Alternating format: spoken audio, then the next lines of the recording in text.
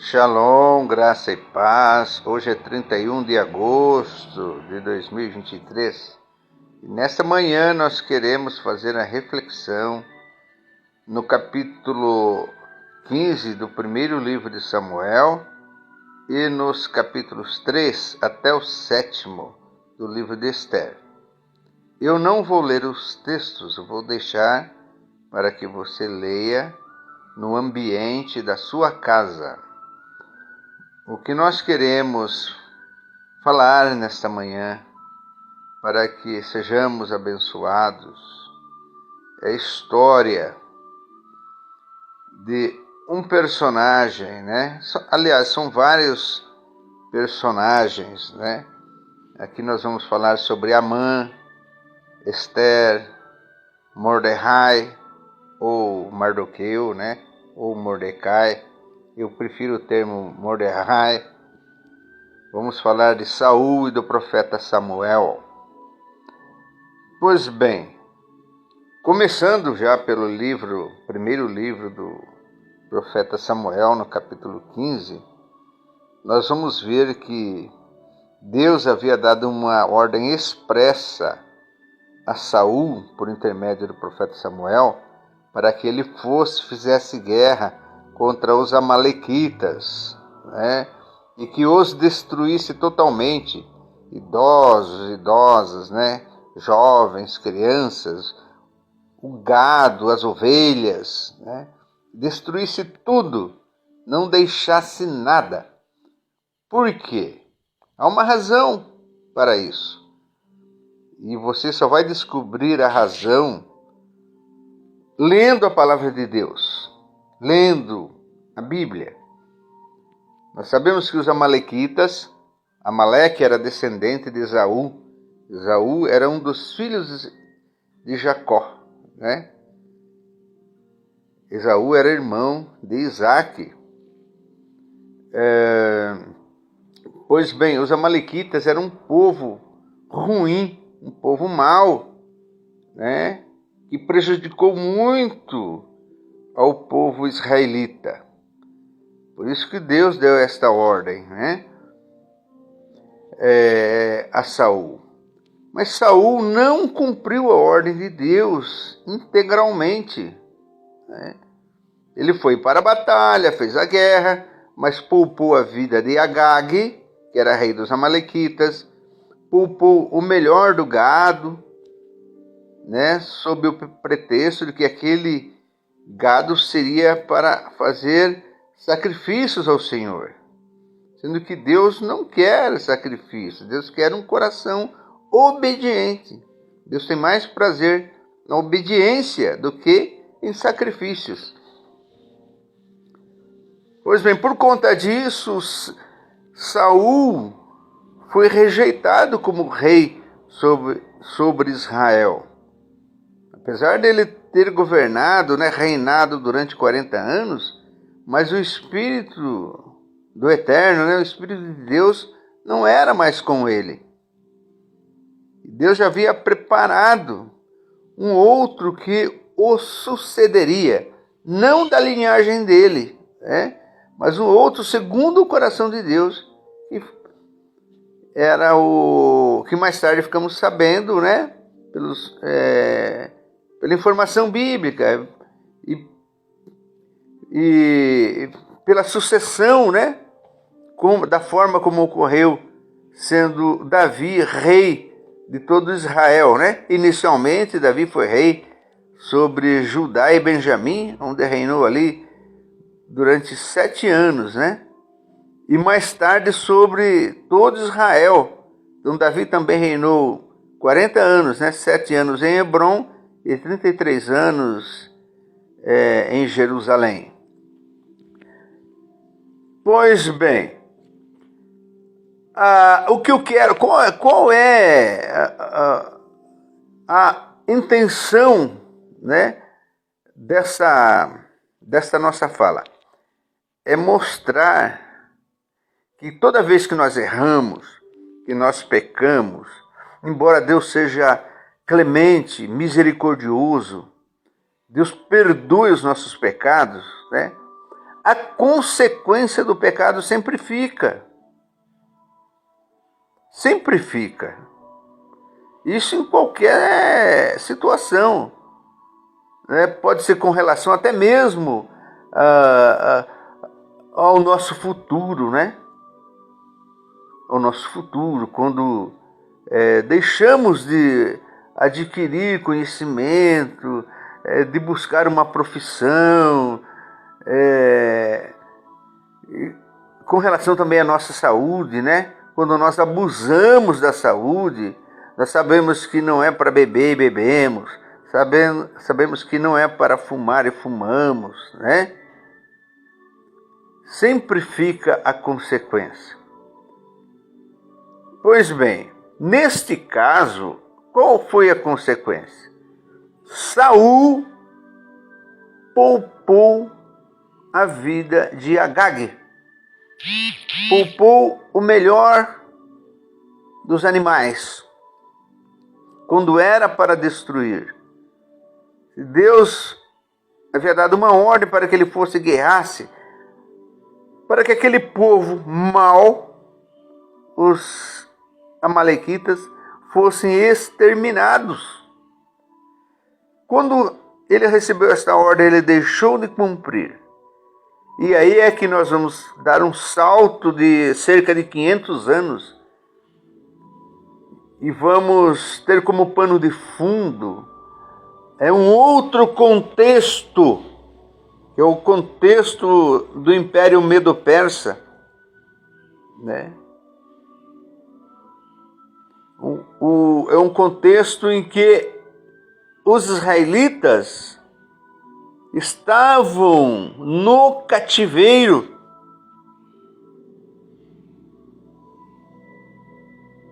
Eles foram para o cativeiro. Aqui eu vou fazer um parênteses para explicar, né?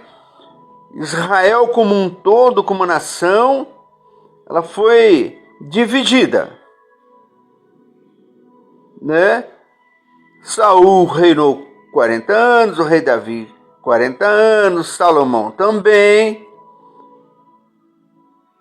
E com a morte de Salomão, Roboão o sucedeu, e foi no reinado de Roboão que o reino se dividiu, sendo as 10 tribos do norte, sob o reinado de Jeroboão, que era um dos servos de Salomão, e tinha por capital Samaria, e depois Roboão ficou com o reino de Judá, né? O reino do sul, que é Judá e Benjamim. Por volta do ano 722 a.C., os assírios vieram destruir o Samaria e levaram os israelitas para o cativeiro assírio. E depois, já mais adiante, por volta do ano 587 a.C., Jerusalém foi destruída, e bem assim o templo dos judeus ali foi destruído.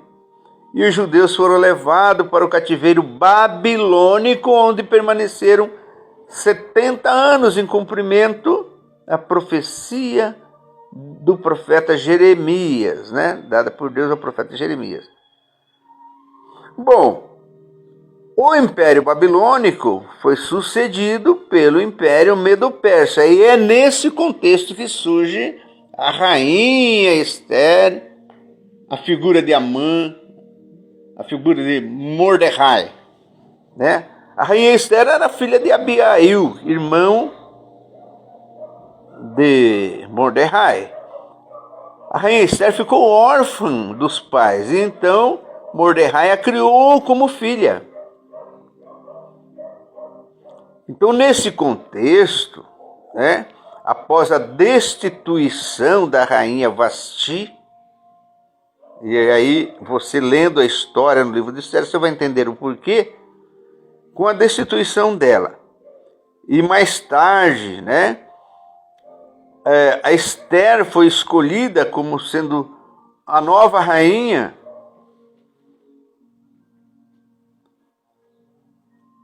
seguindo a orientação do seu tio Mordecai para que não declarasse a origem do seu povo. Nesse contexto é que surge Amã, né, que foi um alto oficial do rei Assuero. O rei Assuero havia dado uma ordem para que todos prestassem reverência a Amã. Mas Mardoqueu,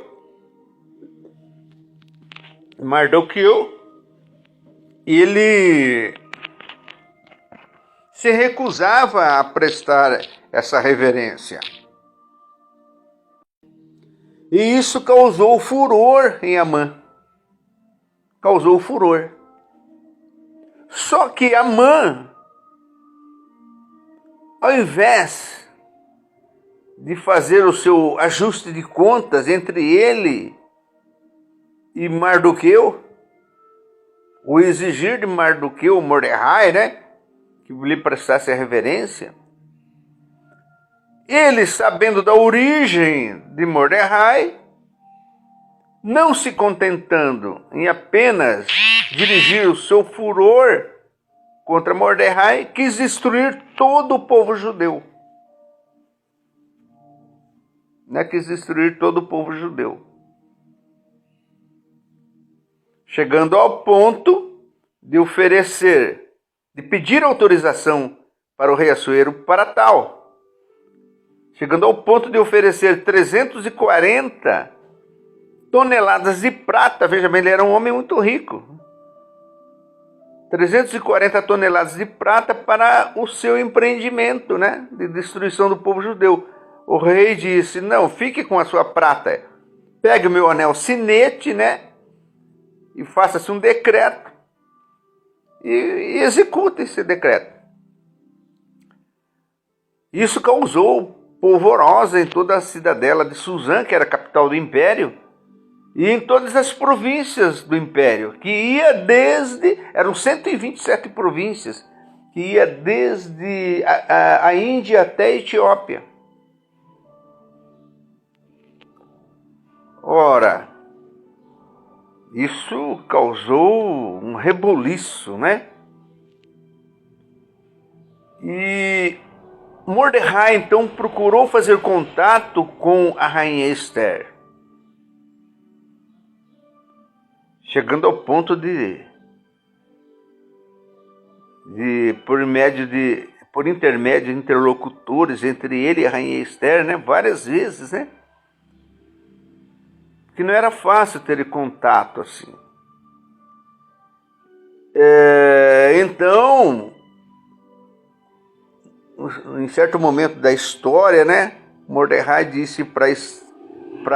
mandou dizer para Esther: olha, se você se calar, Deus enviará socorro de outra parte. Deus enviará socorro de outra parte. Entendeu? Quem sabe se não foi para isso que você foi escolhida rainha? E não pense você que por ser rainha, você escapará disso aí. Né? Se você se calar, você será destruído de toda a casa de seu pai.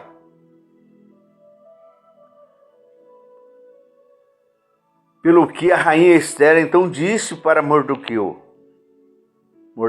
né? Olha, reúna todos os judeus, né? Faça um jejum de 3 dias. E após esses 3 dias, no terceiro dia, eu vou ter com o rei.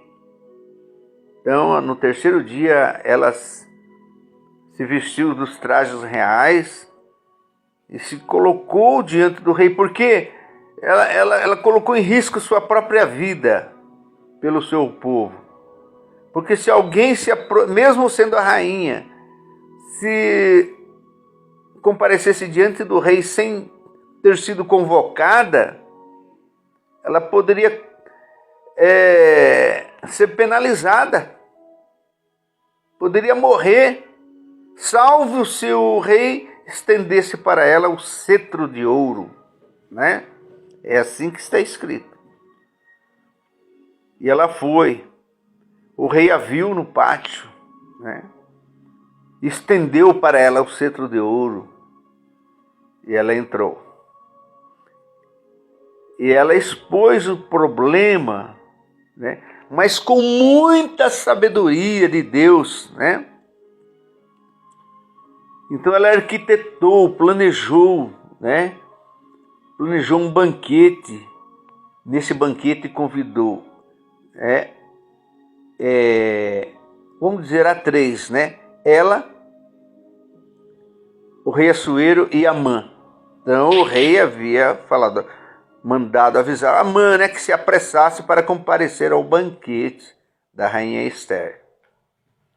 Isso foi um ato preparatório, né, da sabedoria dada por Deus a ele. Pois bem, sabemos que houve, depois desse primeiro banquete, um segundo banquete que ela pediu, e o rei atendeu. E foi nesse segundo banquete que ela revelou aquilo que a estava amargurando, né? Porque o rei havia, nas 2 ocasiões, dito para ela: ó, rainha Esther, pede-me o que você quiser e eu te darei até a metade do reino. Então, nesta segunda ocasião, no segundo banquete, ele fez a pergunta e ela disse: olha, eu peço pela minha vida e pelo meu povo. Aí o rei sobressaltou-se e disse: mas o que é isso? Quem foi que te instigou a fazer tal coisa? Ela disse: foi o malvado Amã. Foi esse malvado Amã, né? E Amã ficou então ali perdido, né?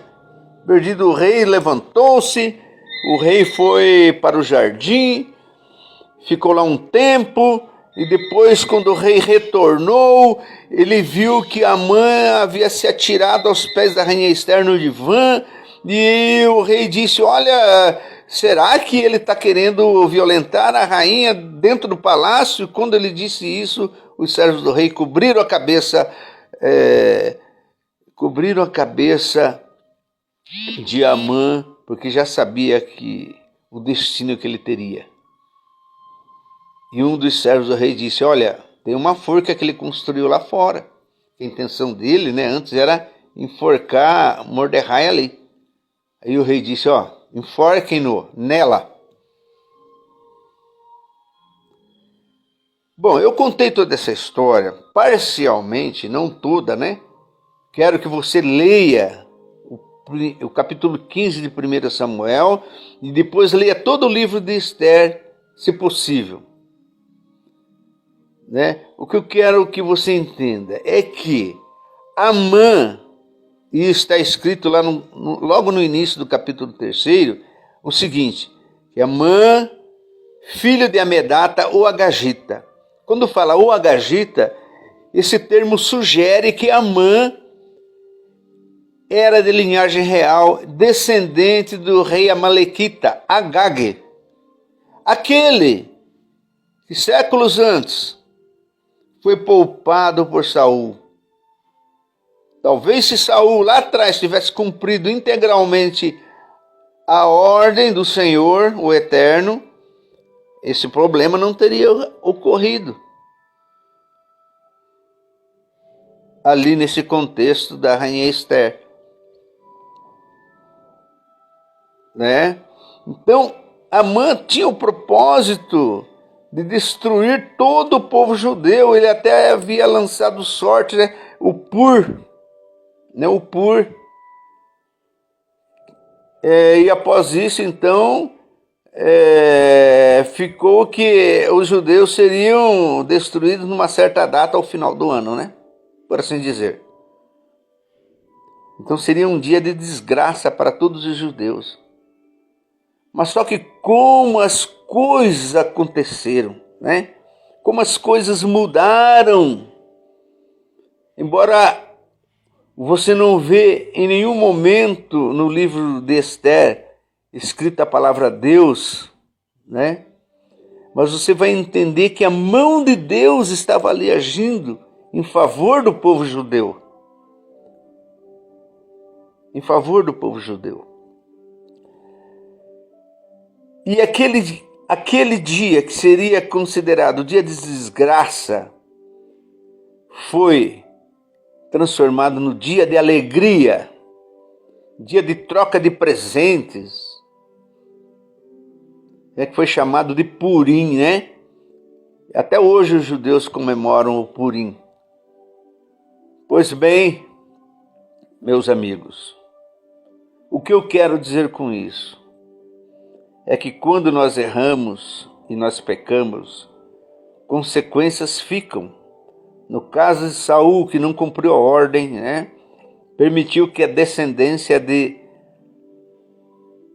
Agag se prolongasse no tempo. Não é mesmo? Porque Amã era descendente de Agag.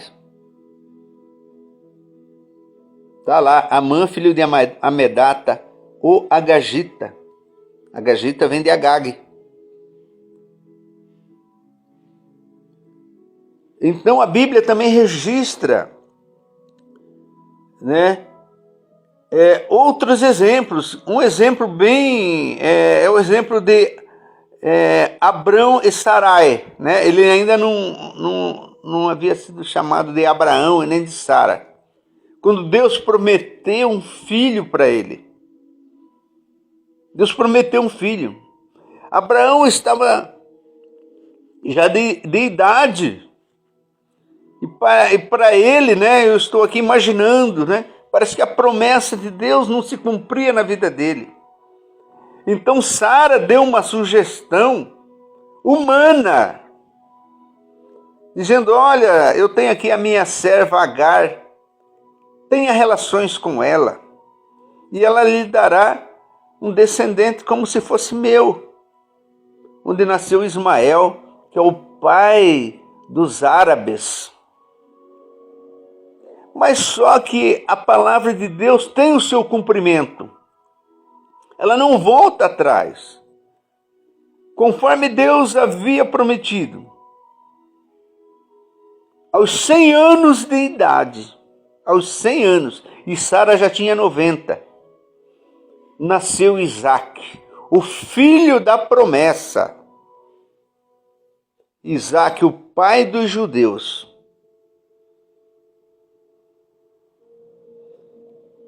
O que eu quero mostrar com isso? Que até hoje há consequências disso. Ismael, pai dos árabes. Isaque, pai dos judeus. Até hoje há intriga. Houveram muitas guerras envolvendo judeus e árabes. Árabes e judeus. Intrigas. E até hoje existe isso. A maioria dos árabes não reconhece Israel como uma nação, como um Estado soberano, por causa de um ato que aconteceu milhares de anos atrás.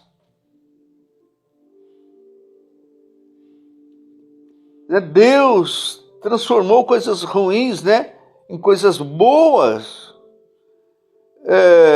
Agar foi a mãe, né, de Ismael. Ismael foi abençoado por Deus, gerou 12 príncipes.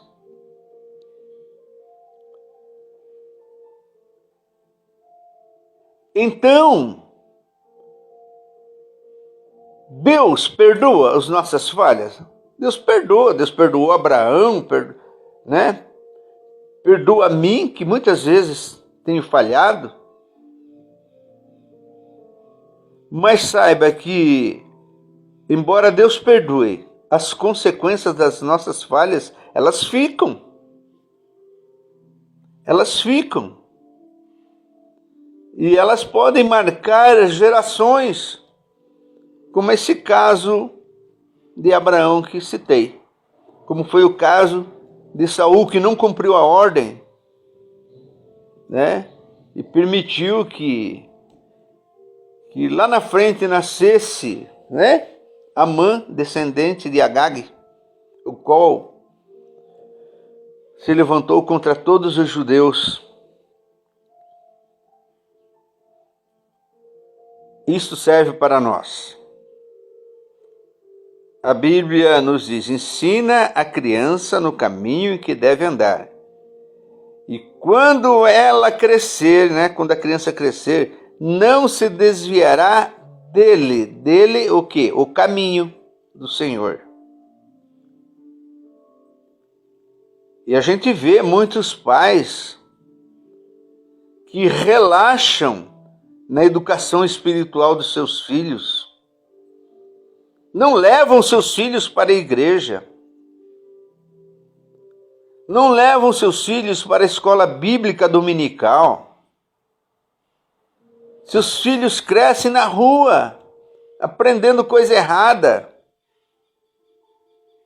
Ou aprendem só aquilo que os professores ensinam em sala de aula. E às vezes é um ensino ideologizado. Não vamos relaxar no ensino da palavra aos nossos filhos. Vamos ensinar a eles andando pelo caminho, em todos os momentos, assentado, né? Deitado, enfim, todo momento. Vamos ensinar a palavra aos nossos filhos. Vamos falar de Deus continuamente a eles. Eu já ouvi alguém dizer: eu não falo, deixa o filho crescer. Quando ele crescer, ele decide por ele. Olha, está errado. Ensina a criança no caminho que deve andar. E quando crescer, essa criança não se desviará dele.